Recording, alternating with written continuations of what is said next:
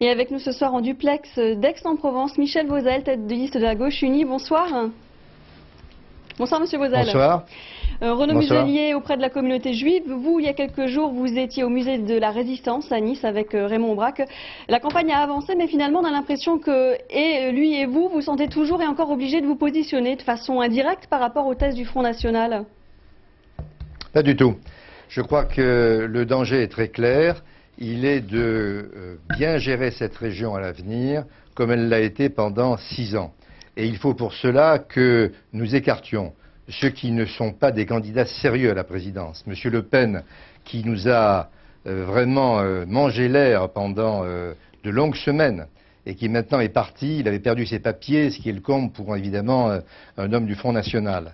Et puis Monsieur Muselier qui perd aussi ses papiers et qui perd 8 millions de bulletins de vote et qui ne refuse tout débat avec moi, ce qui empêche la campagne de prendre sa vraie dimension. Alors c'est vrai qu'on a l'impression que le ton est monté un petit peu ces derniers jours entre vous et Monsieur Muselier, des pics pour lesquels vous n'êtes pas le dernier. Pourquoi cette tension est montée? C'est la fin de la campagne? C'est la tension?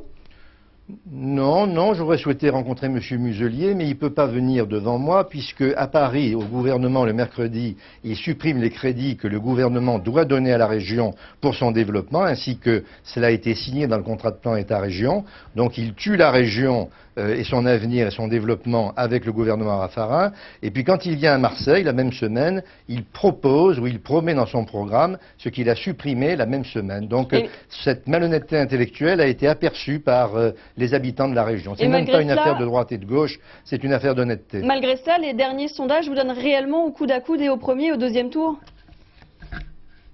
Mais écoutez, les sondages sont ce qu'ils sont.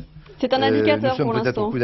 Nous sommes peut-être, oui, au coude à coude, oui, mais ce qui se passera, c'est dimanche et le dimanche suivant, c'est moi qui serai en tête parce que tout simplement, les gens ici sont très mécontents du gouvernement, très mécontents, et c'est du masochisme d'aller voter pour un gouvernement qui fait tant de mal à la sécurité sociale, aux retraites, à l'éducation nationale, aux services publics, à la santé publique. Vous tenez à parler des élections d'un point de vue national alors que c'est quand même un scrutin régional.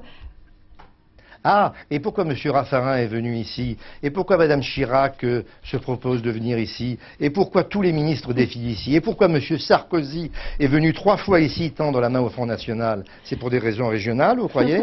Alors, M. Vauzel, très rapidement, une réponse. Si vous aviez un grand chantier que vous voudriez mettre en place prioritairement dans 2 semaines si vous êtes réélu?